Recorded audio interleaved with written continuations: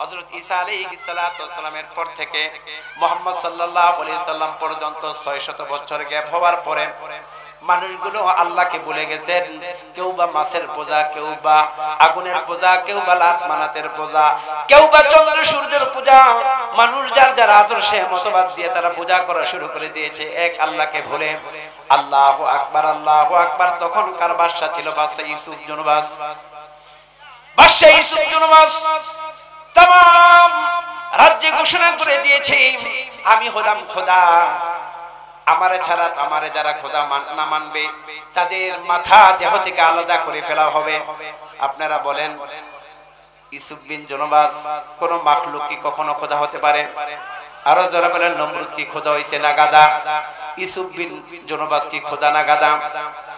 এক আল্লাহর সাথে যারা পাল্লা দেয় তাদের কল্লা আল্লাহ জমিনে জুতা পিটায়া নদীতে চুবায়া আল্লাহ তাআলা তাদেরকে নিঃশেষ করে দেয়। পৃথিবীর ইতিহাসে আপনারা দেখেছেন, শুনেছেন, বয়ান শুনেছেন, চিৎকার দিয়ে কোন ঠিক কিনা? ইউসুফ জুনবাস বলে আমাকে যে খোদা না মানবে তার মাথা দেহ থেকে তার মাথাটা আলাদা করে ফেলা হবে। বহুত মানুষ তাকে খোদা মানছেন, তাকে সিজদা করছেন, তার জুলুম শিকারে সকলে জুলুম শিকারে সকলে ভরে গেছেন। বন্ধুরানি আমার, তার একজন উজির ছিল, কানা উজির। সেই বাদশাকে যুক্তি পরামর্শ দিত, আপনি তো অনেক বড় হয়ে গেছেন, আপনি খোদা হয়ে গেছেন। ওই কানা উজির ইউসুফ বিন জুনবাসকে তথ্য দেওয়ার পর সে নিজে খোদা দাবি করেন। এরপরে কিতাবের মাঝে লেখেন সব কানা কিন্তু বালা না, কিছু কানা আছে খুব খারাপ, ধরে কোন ঠিক কিনা? প্রবাদ বাক্যে আছেন কানা করা বেঙ্গুর শয়তানের লিঙ্গুর, কোন কাম নাই তারা খালি শয়তানি ফাঁকায়, ধরে কোন ঠিক কিনা? প্রিয় বন্ধুরা আমার, কিছু কানা আছে দেশ কানা, তারা বাহিরে যাইয়া এখনো দেশ নিয়ে ষড়যন্ত্র করতেছে। চোখচিয়া যে কানা, এটা হলো সবচেয়ে ভয়ঙ্কর কানা, ধরে কোন ঠিক কিনা? প্রিয় বন্ধুরা আমার, গভীর মনোযোগে কান লাগান। এইবার ইউসুফ জুনবাস তামাম ইয়ামান সহ সাম্রাজ্য দাবি করেছে আমি খোদা। আমাকে যে খোদা দাবি খোদা না মানবে তার দেহ থেকে মাথাটা আলাদা করে দেওয়া হবে। অধিকাংশ মানুষ তাকে খোদা দাবি করে, আর কিছু মানুষ আছে নীরবে নিস্তব্ধে এক আল্লাহর প্রতি বিশ্বাস হয়ে ঈসা আলাইহিস সালাতু ওয়াস সালামকে নবী মেনে তার অনুসারীরা গোপনে গোপনে তারা দাওয়াতের কাজ চালিয়ে যাচ্ছে। যদি জানে যে তারা এক আল্লাহর দাওয়াত দেয়, তাহলে ইউসুফ বিন জুনবাসের লোকগুলো যে তাদের মাথাগুলো কেটে ফেলে। এইভাবে চলতেছে। ওই ইউসুফ বিন জুনবাসের একজন উজির ছিল, উজিরটা বৃদ্ধ হয়ে গেছেন। একজন গণক ঠাকুর ছিলেন, গণক ঠাকুরটা বৃদ্ধ হয়ে গেছেন। সে বাদশাকে ডাক দিয়ে বলে, বাদশা, আমি আপনার গণক ঠাকুরে করে দেশকে সুন্দর রাখি, ভালো রাখি, সুতরাং আমি তো বৃদ্ধ হয়ে গেছি, আমার পরে আরেকজন মানুষকে সাধক বানাতে চাই, গণক ঠাকুর বানাতে চাই। বাদশা বলে, তথ্য লাগান, কাকে নিবেন? কই এমন একজন সন্তান চাই যার চেহারা সুন্দর হবে, যে জীবনে একবার শুনলে জীবনে আর কোনোদিন ভুলে না। বয়স হতে হবে 7 বছর থেকে 8 বছর। এবার মন্ত্রী পরিষদে তল্লাশি লাগাই দিল, তামান ইয়ামান সহ সারা রাজ্যে তোমরা দেখো এমন কেউ আছে কিনা। তামাম রাজ্যে তল্লাশি চালাচ্ছে।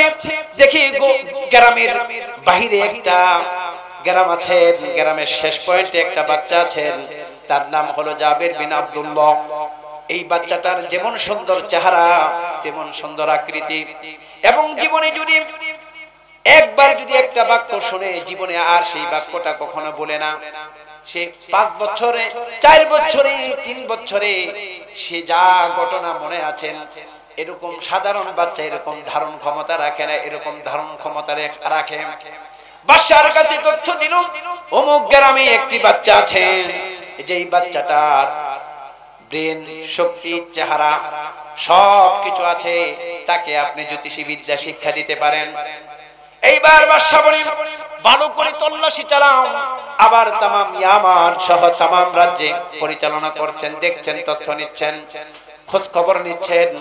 আবারও তথ্যকাররা তথ্য দিলেন, এই বাচ্চার চাইতে বর্তমান পৃথিবীতে বেনি এবং গুণী এবং ভদ্র এবং আদর্শিক আর কোন বাচ্চা বর্তমান পৃথিবীতে নাই, তাকেই পারেন বানাতে।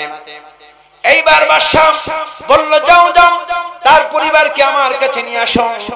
এইবার ওই বাচ্চা তার পরিবারকে বাদশার সামনে ইউসুফ বিন জুনবাসের কাছে আনা হলো।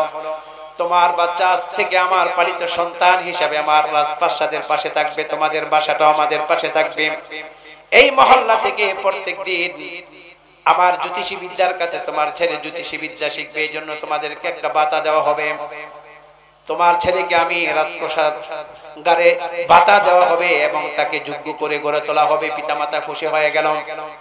এইবার জাবির বিন আব্দুল্লাহ ওই জ্যোতিষীর কাছে বিদ্যা শিখে একটু মনোযোগী হন।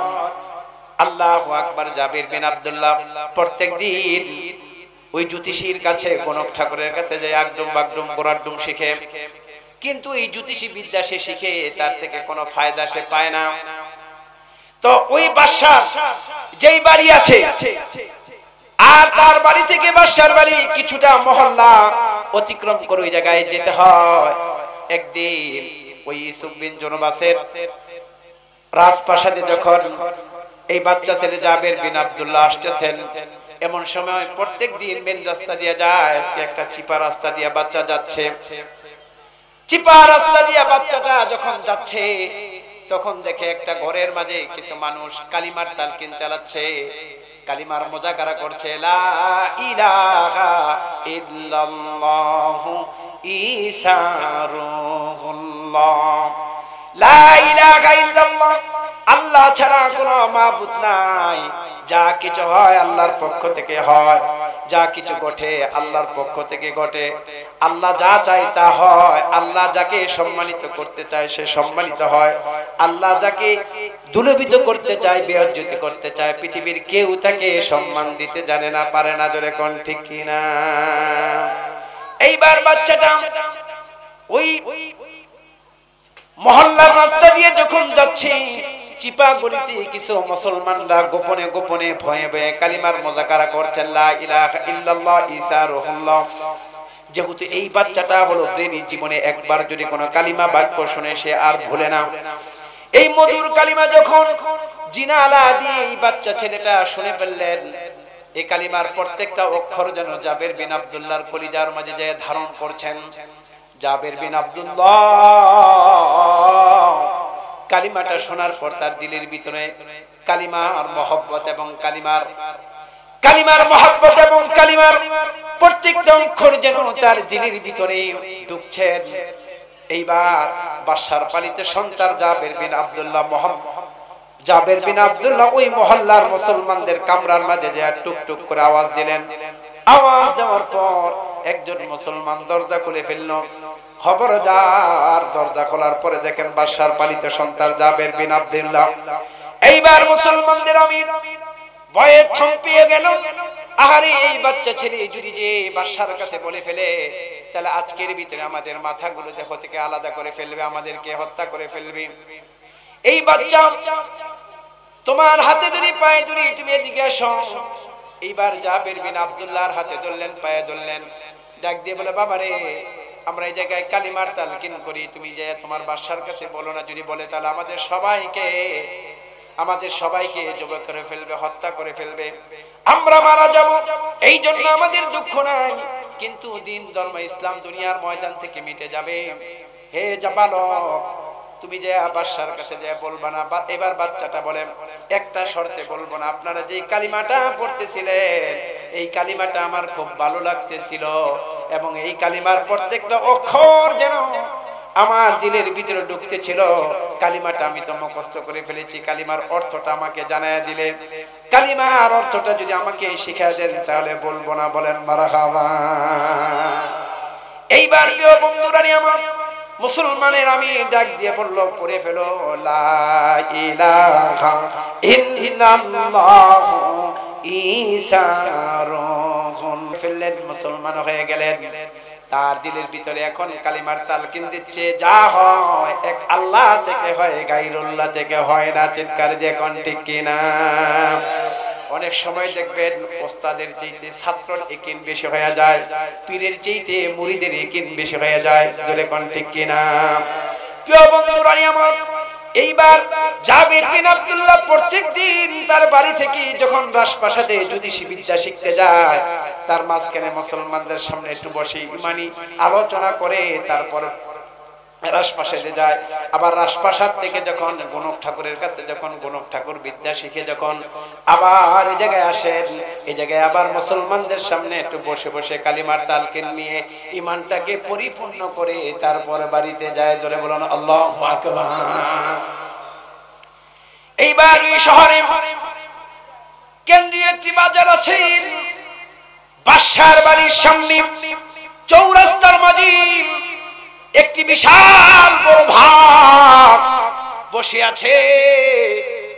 সকালবেলা রাতের বেলা বাঘটা এসে বাজারের মাঝে বসে রয়েছে, বাঘটা আর এদিক সেদিক যায় না। হাজার হাজার মানুষ বাজারের চতুর্দিক দিয়া শুধু ঘোরাঘুরি করে, কেউ বাজারে যেতেও পারে না, বাজার করতেও পারে না। কারণ এই বিশাল বড় বাঘের সামনে খালি হাতে যাওয়ার মতো ক্ষমতা কোনো বাবার বেটার নাই। জোরে কোন ঠিক কিনা? এইবার বাদশার কাছে খবর গেল, বাদশাজি আপনার রাজপ্রাসাদে বাজারের সামনে একটা ভাগ হামাগুড়ি দিয়ে বসে আছেন, আপনি আপনার জ্যোতিষী বিদ্যাকে পাঠান, সে যেন মন্ত্র পড়ে বাঘটাকে বনের বাঘ যেন বনে ফেলানো বনে চলে যায়। এইবার জ্যোতিষী বিদ্যা আগডুম বাগডুম গোড়ার ডুম বলে ফুক মারছে, কারণ মন্ত্রর কোনো পাওয়ার নাই। ধরে কোন ঠিক কিনা?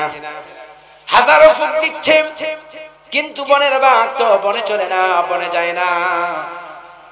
এইবার ওই বাচ্চা ছেলে জাবের বিন আব্দুল্লাহ মুসলমানদের ফৌজে কালিমা পড়ে যে আল্লাহ থেকে হয়, আল্লাহ ছাড়া কেউ করনেওয়ালা নাই, মারনেওয়ালা নাই, আল্লাহর হুকুম মানলে পৃথিবীর সব মাখলুক তার গোলাম বানিয়ে দিবে। জোরে কোন ঠিক কিনা? জাবেরের কিন্তু আল্লাহর উপর হয়ে গেল। এইবার জাবের যখন এই রাস্তা দিয়ে আসছেন, দেখেন রাস্তার চতুর্দিকে হাজার হাজার মানুষ জড়ো হয়ে দাঁড়িয়ে আছেন। জাবের সামনে যেতে চায়, বলে হে বাদশার পালিত সন্তান জাবের বিন আব্দুল্লাহ, সামনে যেও না, বাঘে কিন্তু তোমাকে খেয়ে ফেলবে। কারণ কি হয়েছে? কারণ আজকে সকালবেলা থেকে এখনো পর্যন্ত বনের একটি বাঘ রাজপ্রাসাদের চৌরাস্তার মাঝে বসে আছেন, সামনে যেও না। তোমার যে গণক ঠাকুর বাবা আছে সেও মন্ত্র পড়ে ফুঁক দেয়, বনের বাঘ বনে যায় না, বনের বাঘ বনে যায় না। এইবার বাচ্চা জাবের বিন আব্দুল্লাহ ডাক দিয়ে বলে হে মানুষেরা, আমি একটু সামনে যাব, আমাকে যেতে দাও। বারণ করার পর জাবের বিন আব্দুল্লাহর সামনে চলে গেল। আল্লাহু আকবার। এবার জাবের বিন আব্দুল্লাহ ছোট্ট একটা পাথরের কোনা হাতে নিলেন, ছোট্ট একটি পাথরের কোনা হাতে নিয়ে পড়ে ফেললেন লা ইলাহা ইল্লাল্লাহ ঈসা রূহুল্লাহ। এই বলে কালিমা পড়ে পাথরের মাঝে ফুঁক মারলেন, আর বাঘকে বয়ান করছেন, নসিহত করছেন, বনের বাঘ বনে চলে যাও, আমি আল্লাহর গোলাম, আমি আল্লাহর তাওহীদের প্রতি মাথা নত করেছি। আল্লাহ বলেছেন যে আল্লাহর কদমের নিচে যে মাথা নত করবে 18,000 মাখলুকাত সেই গোলামের মাথা নত করবে। বনের বাঘ, আমি এখনো বললাম বনের বাঘ বনে চলে যাও, না হলে কিন্তু রক্ষা পাবি না। এই বলে যখন এই ছোট্ট পাথরটা বাঘের দিকে লক্ষ্য করে মারলেন, তাফসীরের কিতাবের মাঝে লেখেন আল্লাহু আকবার, বাঘের নাকের ডুগার মাঝে লেগে যায় না, বাঘটা মাটিতে পড়ে যায়, বেহুশ হয়ে যায়। কিছুক্ষণ পর বাঘটার হুঁশ ফেরার পর বাঘটা নাকে খত দিতে দিতে দিতে দিতে বনের বাঘ বনে চলে গেল। এই ঘটনা যখন লক্ষ লক্ষ মানুষ জানতে পারলেন, তারা বলতে শুরু করলো বর্তমান গণক ঠাকুরের চাইতে বড় গণক ঠাকুর হলো জাবের বিন আব্দুল্লাহ। বলে নাউযুবিল্লাহ, উনি কিন্তু গণক ঠাকুরই করে নাই, তিনি কিন্তু সাচ্চা ইমানদার কামেল মুমিন হয়ে গেছেন, ঈমানওয়ালা হয়ে গেছেন।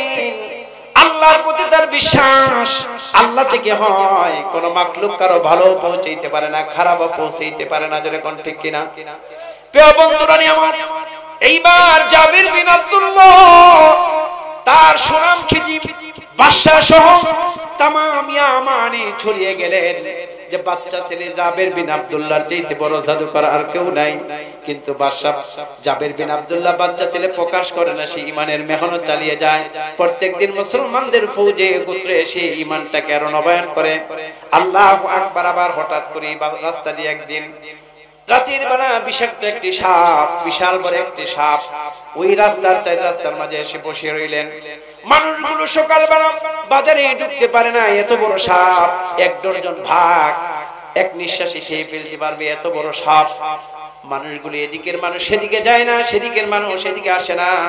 এই সাপকে মারবে তারাইবে এমন কোন বাবার বেটা জন্ম হয় নাই। প্রিয় বন্ধুরা, নিয়ম প্রত্যেক দিনের নেই। জাবির বিন আব্দুল্লাহ আজকে ইমামদারের সাথে আলোচনা করে যখন রাজপ্রাসাদে যাবে, তখন দেখেন রাস্তার চতুর্পাশে মানুষগুলো দাঁড়িয়ে আছে হামাগুড়ি দিয়ে। এবার ডাক দিয়ে বলে, কি হয়েছে?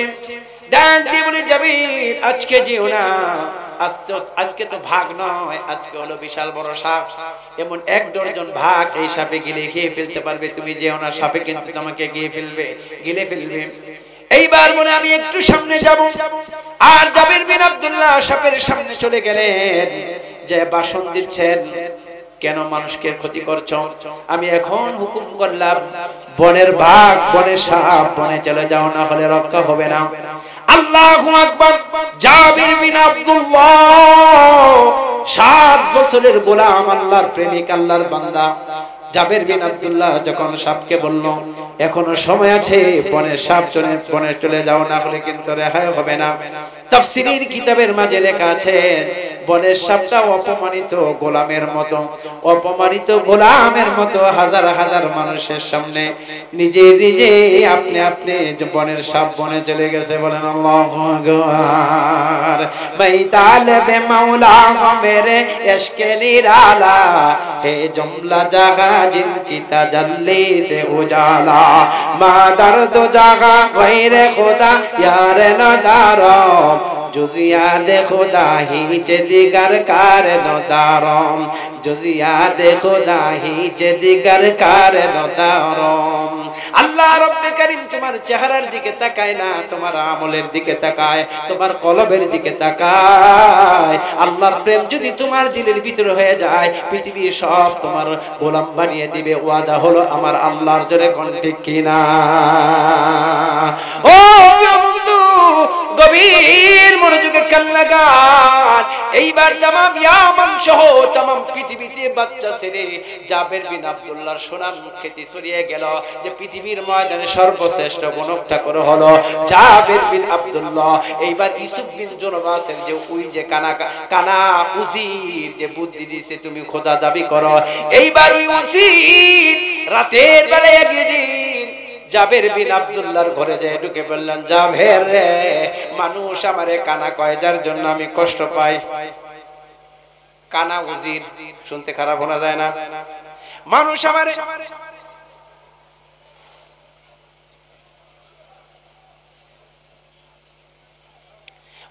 আমারে কানা উজির ডাকি, যার জন্য আমি কষ্ট পাই। আল্লাহু আকবার। ও জাবির, তুমি কি পারবে আমার চক্ষুটাকে ভালো করে দিতে? আল্লাহু আকবার। জাবির বলে, মন্ত্রর পাওয়ার হলো ঘোড়ার ডিম। বলেন আল্লাহু আকবার। তাহলে তুমি কি দিয়ে বনের বাঘ বনে সরাও, বনের সাপ বনে চড়াও? আমি কালিমা পড়ে মুসলমান হয়ে গেছি, আমার আল্লাহ ভালো করে। কয়, তাহলে তোমার আল্লাহর নামে কালিমা পড়া আমার চোখটা কি ভালো করে দিতে পারবে কিনা? কয়, পারবো। আল্লাহর নামে কালিমা পড়ে ফুঁক দিলে যদি তোমার চক্ষু ভালো হয়ে যায়, তাহলে তুমি কালিমা পড়ে মুসলমান হয়ে যাবে। প্রমিস। আমাকে কি দেখেন না? কয়, তুমি তো আগে কানা ছিলে, এখন চোখ কেমনে ভালো হইলো? কয়, আমার আল্লাহ দিছে। কয়, আল্লাহ কোথায় পাইলাম? কয়, ওই যে তোমার ঘরে আপনার পালিত সন্তান জাবির বিন আব্দুল্লাহ, মন্ত্রর কোনো পাওয়ার নাই, সে কালিমা পরে ফুঁক দিলে বনের বাঘ বনে চলে যায়, কালিমা পরে ফুঁক দিলে বনের সাপ বনে চলে যায়, আর কালিমা পরে ফুঁক দিলে আমার মতো অন্ধ ভালো হয়ে যায়। আমি সেই সত্তার উপরে কালিমা পরে মুসলমান হয়ে গেছি। যখন আল্লাহু আকবার। আর এই ঘটনা জানার পর লক্ষ লক্ষ মানুষ এখন কালিমা পরে মুসলমান হয়ে যাচ্ছে। আর ইউসুফ বিন জুনবাসকে কেউ খোদা মানে না। বইয়ে বন্ধুরে, 10 মিনিটের ভিতরে আমি খতম করে দিবে, একটু লক্ষ্য করেন আর এদিক সেদিক করবেন না। ও প্রিয় বন্ধুরে, এইবার জাবির বিন আব্দুল্লাহর কারণে বাদশা কয়, আমার তো আর খোদাগিরি থাকে না, এখন তো আমারে কেউ আর খোদা মানে না, সবাই জাবির বিন আব্দুল্লাহর খোদারে খোদা মানে। এই কয় তোমাকে পানিতে ডুবিয়ে মারা হবে। কয় দুঃখ নাই। এবার 3,500 সৈনিক নিয়ে বিশাল বড় স্টিমারের মাঝে উঠিয়ে নদীর মাঝখানে নিয়ে গেলেন। কেন সে কালিমা পড়লো এইটা হচ্ছিল তার দোষ। এবার জাবের বিন আব্দুল্লাহর হাতে পায়ে রশি লাগাইয়া নদীর কিনারে উজির ডাক দিয়ে বলছেন, হে জাবের বিন আব্দুল্লাহ, এখনো সময় আছে, কালিমা পড়ো, না হলে তোমাকে নদীর মাঝে এখনো নিক্ষেপ করা হবে। এইবার জাবের বিন আব্দুল্লাহ বলেন, জীবন দিব রে সৈনিকেরা, ঈমান দিব না। আমার আল্লাহ যতগুলো পশম আমার শরীরে দিয়েছে, প্রত্যেকটা পশমের বিনিময়ে যদি একটা করে জীবন দেয়, তারপরে আমার আল্লাহর জন্য সব কয়টা জীবন জেরে দিব, তারপরে ঈমান দেব না। আল্লাহু আকবার। তাকি প্রিয় বন্ধুরা নদীর মাঝে ফেলে দিলেন। আমার আল্লাহ ডাক দিয়ে বলেন, দরিয়া যেই জায়গা থেকে জাবের বিন আব্দুল্লাহকে ফালানো হবে, সীসাডালা রাস্তা হইয়া সমুদ্র পর্যন্ত, সৈকত পর্যন্ত তুমি নিরাপদে পৌঁছে দিবে। ফলানের সঙ্গে সঙ্গে রশিগুলো খুলে গেল। আমার আল্লাহ জাবের বিন আব্দুল্লাহকে নিরাপদে সমুদ্রের কিনারে পৌঁছে দিল। বলেন আল্লাহু আকবার, আল্লাহু আকবার। এইবার জাবের বিন আব্দুল্লাহ একা একা হাঁটতে হাঁটতে বাদশার সিংহাসনে পৌঁছে গেল। ডাক দিয়ে বলে, আমার লোকেরা কই, যারা তোমাকে মারার জন্য সমুদ্রে নিক্ষেপ করার জন্য পাঠিয়েছি। ডাক দিয়ে বলেন, যে দেখেন তারা মরা মাছের মতো নদীতে বাইসা বাইসা পড়ে রইছে, নমরুদে ফেরাউনের মতো নদীতে ভাসতেছে। জান গিয়া টোফাইলেন, আল্লাহ যারে বাঁচায় দুনিয়ার কেউ তারে মারতে চায় না, পারে না। জোরে কোন ঠিক কিনা? এই ঘটনা জানার পর লক্ষ লক্ষ মানুষ, কোটি কোটি মানুষ ইয়ামানের এক আল্লাহর প্রতি বিশ্বাসী হয়ে তারা কালিমা পড়ে মুসলমান হয়ে যাচ্ছে। এবার উজিরদেরকে বুদ্ধি দেয় কিভাবে তারা মারা যায়। প্রিয় বন্ধুরা, আমি আর লম্বা করব না। এইবার ডাক দিয়ে বলি, ও উজির, আগুনে ফালাই, পানিতে ফালাইছি, মরে নাই, এইবার তাকে আগুনে ফালানো হোক। বিশাল বড় অগ্নি শিখা বানানো হলো, বিশাল বড় অগ্নিকুণ্ড বানানো হলো। এই অগ্নিকুণ্ড বানানোর পর, প্রিয় বন্ধুরা, অগ্নিকুণ্ড বানানোর পর ডাক দিয়ে বলেন, জাবের বিন আব্দুল্লাহ, তুমি কালিমা ছাড়ো, না হলে তোমাকে এই আগুনের মাঝে ফেলে দেওয়া হবে।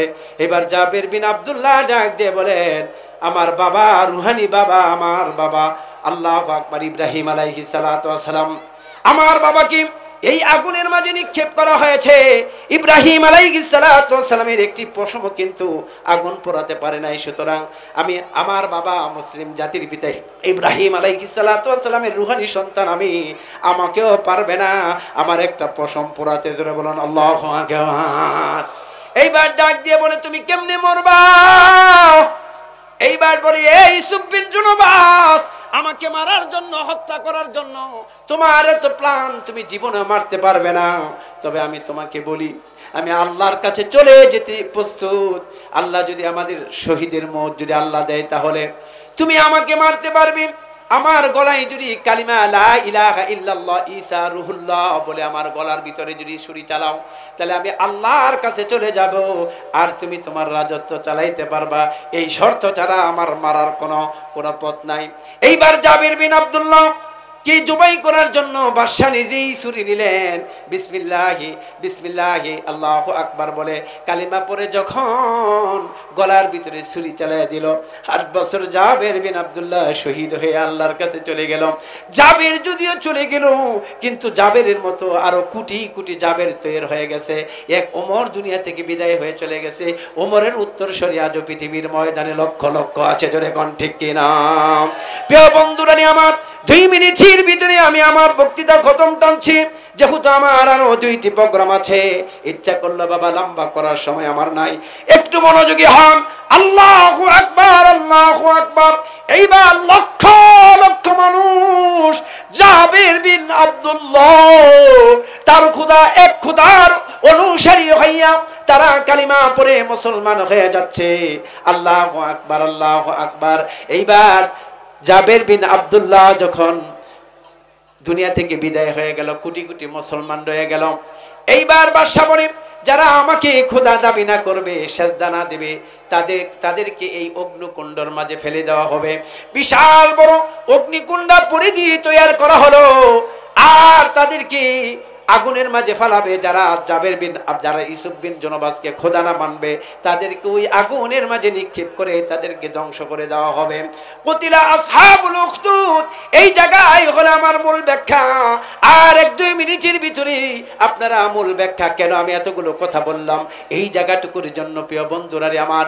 এইবার যখন সমস্ত মানুষগুলোর জন্য, ইমানদারদের জন্য আগুনের একটা অগ্নিখানা বানা হলো, এইবার আল্লাহু আকবার, আল্লাহু আকবার, আল্লাহু আকবার, আল্লাহু আকবার, আল্লাহ প্রদত্ত ভাবে আওয়াজ আসলো। যারা এই আগুনের ভিতরে নিক্ষেপ হবে তাদেরকে আল্লাহ হেফাজত করবে, আর যারা আগুনের বাইরে থাকবে তাদেরকে ধ্বংস করে দিবে। এইবার হাজার হাজার মুমিন তারা এমনিতেই এসে আগুনের মাঝে ঝাঁপ দিচ্ছে, কিন্তু আগুন তাদের কেউকে পোড়ায় না। ইব্রাহিম আলাইহিস সালাতু ওয়াস সালামের জন্য যেমন আগুন জান্নাতের বালাখানা হয়ে গেছে, তাদের জন্য বালাখানা হয়ে গেছে। আল্লাহ হুকুম দিল, ও আগুন তামাম ইয়ামান সহ বাদশার প্রাসাদ সহ সব জ্বালিয়ে দাও। আল্লাহ যখন হুকুম করলো গর্তে থেকে আগুন বের হয়ে তামাম ইয়ামানের প্রত্যেকটা ঘর বাড়ি বাদশার সিংহাসন সহ সব জ্বালিয়ে পুড়ে সারখার করে দিয়েছেন। এই জন্য আল্লাহ তাআলা বলেন কুতিলা আসহাবুল উখদুদিন নারি যাতিল ওয়াকুদ।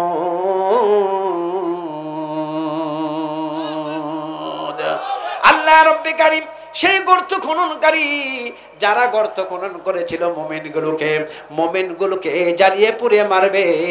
আমার আল্লাহ রব্বে কারীম মোমেনগুলোকে হেফাজত করেছে, গর্ত খননকারীদেরকে আমার আল্লাহ তাআলা ধ্বংস করে দিয়েছে। এই জন্য প্রবাদ বাক্য আছে, পরের জন্য কূপ খুঁদলে ওই কূপের ভিতরে নিজেই পড়ে মরে। যারা আয়নাগর স্থাপন করেছিল ফেসিবাদ সরকার, যারা মানুষকে গুলি করে মারতে হেফাজতে আমার হাজার হাজার শত শত মুসলমান যুবক আলেম ওলামাকে গুলি করে মেরেছেন, শাপলা চত্বরে মেরেছেন, বিডিয়া হত্যা করেছেন। আজকে তাদের পরিণতি কিন্তু বেশি ভালো না, জোরে কোন ঠিক কিনা? আমরা দেখতে পাচ্ছি ইসলামের জন্য যারা জীবন দেয়, ওই আমার শাপলা চত্বর শহীদি ভাইদের জন্য, বিডিআর হত্যা ভাইদের জন্য, এই দেশের জন্য যারা রক্ত দিয়েছে তাদের জন্য মনে হয় আগামী দেশ খেলাফতের দেশ হবে।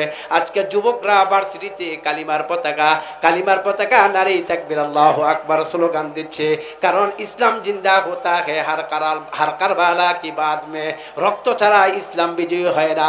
আমার ভাইরা রক্ত দিয়েছে, আগামী বাংলাদেশ মুসলমানদের বা বাংলাদেশ স্বাধীনতা বাংলাদেশ, খেলাফতের বাংলাদেশ, কোরআন সুন্নাহর বাংলাদেশ হবে, এরকম জ্ঞান পাচ্ছি, জোরে কোন ঠিক কিনা? আগামী বাংলাদেশ জমিনে ইসলাম কায়েমের জন্য, আল্লাহর জমিনে কোরআনের আইন বাস্তবায়ন করার জন্য যদি সংগ্রাম করা লাগে, যুদ্ধ করা লাগে, কোন কোন ভাই কোরআনের জন্য, ইসলামের জন্য, আল্লাহর জমিনে আল্লাহর দিন প্রতিষ্ঠিত করার জন্য ডাক যদি আসে, মাঠে ময়দানে আসবেন কে কে? একটু হাতটা তুলে দেখান। নারে তাকবীর।